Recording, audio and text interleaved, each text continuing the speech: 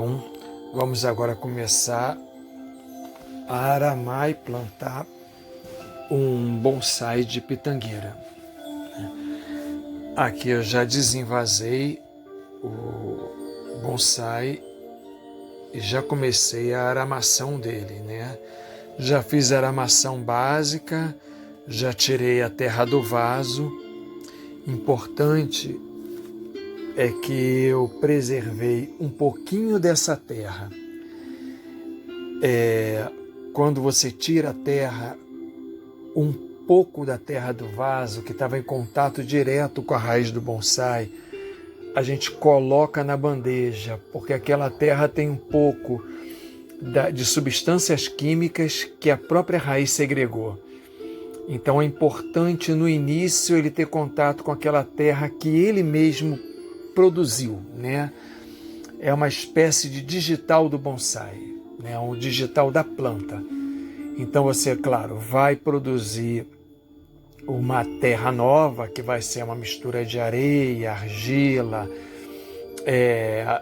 matéria orgânica, uma determinada quantidade, mas também vai colocar logo no local em que o bonsai vai ser fixado na bandeja, neste local você vai colocar um pouquinho dessa terra, tá? Eu aqui estou posicionando os arames no fundo da bandeja. Na natureza, as árvores elas possuem diversos tipos de raízes, mas para o que nos interessa, elas possuem duas raízes básicas. Elas possuem as raízes de alimentação, que são raízes finas, e possuem raízes de fixação, que são raízes grossas. As raízes mais grossas, elas ocupam espaço no vaso. Então nós tiramos essas raízes grossas, a não ser que elas sirvam de enfeite, raízes expostas, né? Quando elas servem de enfeite, nós deixamos as raízes grossas, que na verdade são troncos. Elas não têm muito efeito de alimentação, elas têm um efeito de fixação. Então, quando elas não são necessárias para o estilo que nós queremos, nós tiramos as raízes grossas. E aí nós fixamos como? Nós fixamos com arames. Se você quer saber se um bonsai é verdadeiro ou se um bonsai é apenas uma mudinha, um galinho que foi enfiado ali olha no fundo da bandeja. Se tiver arame, é um indicativo de que ele é verdadeiro. Então eu aqui já aramei o fundo, né, para servir dessas raízes de fixação que o meu estilo não vai ter. Eu não vou colocar nenhum tipo de raiz exposta, né? Então eu estou colocando as raízes para fixar, os arames para fixar, né? Já aramei os galhos, já coloquei os galhos mais finos no formato que eu quero. O tronco eu já dei uma envergada inicial, né, do jeito que eu queria, né? Vai ser um ereto informal, é mais ou menos o que eu quero. E agora eu estou ali prendendo o bonsai no fundo, seguindo aquele estilo de que ele deve ficar a 1/3 ou a 1/4 do vaso, né? Da bandeja, no caso, né? Ele vai ficar 1/3 ou 1/4 da bandeja, né? Então eu estou ali com o trabalho de aramação para fixação do bonsai. Você vê que ele é bem trabalhoso, né? Como eu quero um bonsai bem esguio, eu escolhi um bonsai relativamente grande, né? É claro que como ele está no período inicial, ele ainda está desproporcional. Por exemplo, essas folhas elas vão ter que diminuir, elas vão ter que crescer em quantidade e diminuir em tamanho. Isso eu vou conseguir com o sol. O sol vai fazer com que elas diminuam em tamanho. Por quê? A folha aumenta de tamanho quando há pouca luz solar. Se tem pouca luz solar, elas vão aumentar de tamanho para conseguir captar o máximo de luz solar e fazer fotossíntese.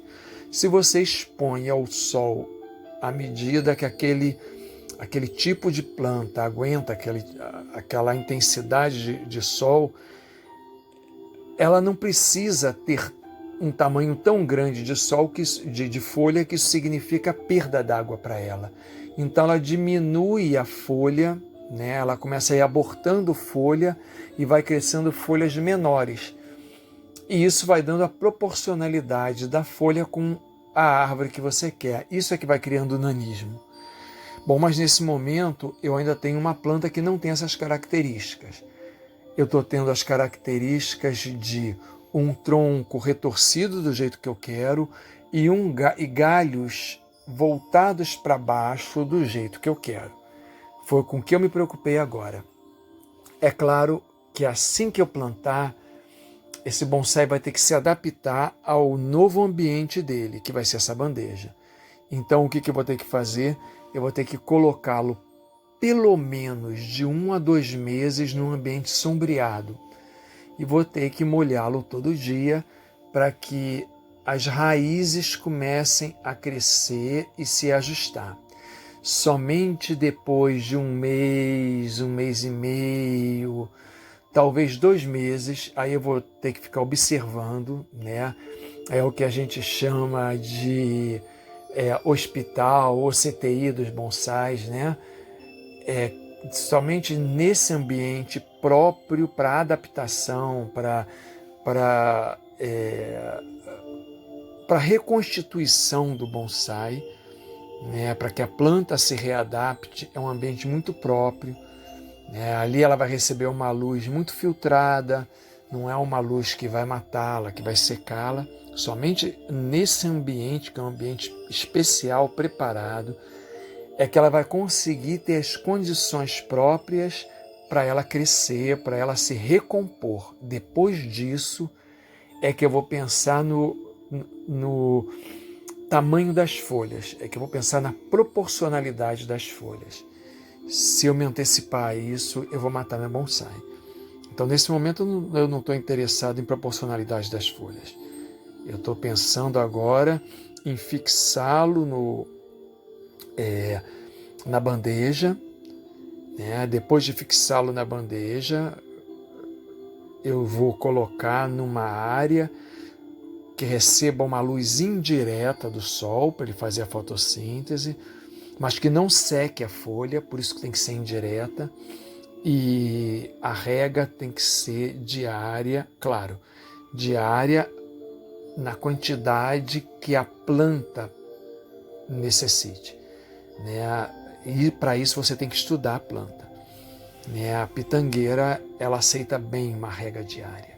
Por isso que é bom você fazer bonsais com árvores ou arbustos nativos, porque são arbustos que já são bem aclimatados.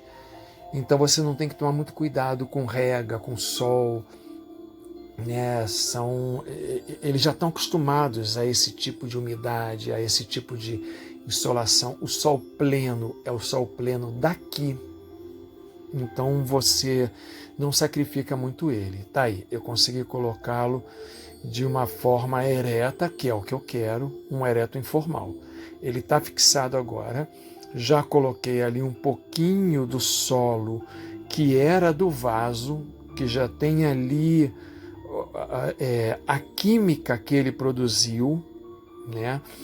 Então ele já está ajustado. Agora eu vou colocar o preparado de solo. O preparado de solo, ele vai ter que ter argila. A argila, olha aí o meu preparado de solo que eu já fiz previamente. A argila vai significar retenção d'água. Ele tem que ter areia. A areia vai permitir a percolação da água, a passagem da água e a entrada constante de ar, o oxigênio tem que circular muito ali, né? E vai ter que ter uma quantidade de matéria orgânica. E aí, a quantidade de matéria orgânica e de argila, ela vai ter que também ser adaptada à planta. A areia sempre é constante. Eu costumo fazer uma porção de areia para cada porção de argila e de matéria orgânica. Então eu ponho uma pá de areia, uma pá de argila e uma de areia para essa argila. Uma pá de... Hoje você tem essa palha de coco, né, que é bem desfiada, cortada. Uma palha de coco e uma palha de areia para o coco. Uma pá de pedrisco e uma pá de areia para o pedrisco. Então a quantidade de areia tem que ser bem intensa para que a raiz possa se desenvolver e tenha bastante oxigênio ali. Uma pá de areia de terra preta e uma pá de areia para essa terra preta. Então essa é a porção que eu tenho. Bom, depois que eu fiz essa preparação, eu vejo o que a planta precisa. A planta precisa reter umidade, eu ponho uma pá a mais de argila. A planta precisa de muito humus, eu ponho uma pá a mais de areia preta. E aí eu tenho ali o solo necessário para aquele bonsai. Mas sempre a quantidade de areia tem que ser bem intensa, né? Bem grande. Bom, eu agora já coloquei, se você olhar bem, eu coloquei uma camada abundante do substrato que foi preparado exclusivo para o bonsai, né? No caso, para esse bonsai, eu preparei esse substrato exclusivo, né?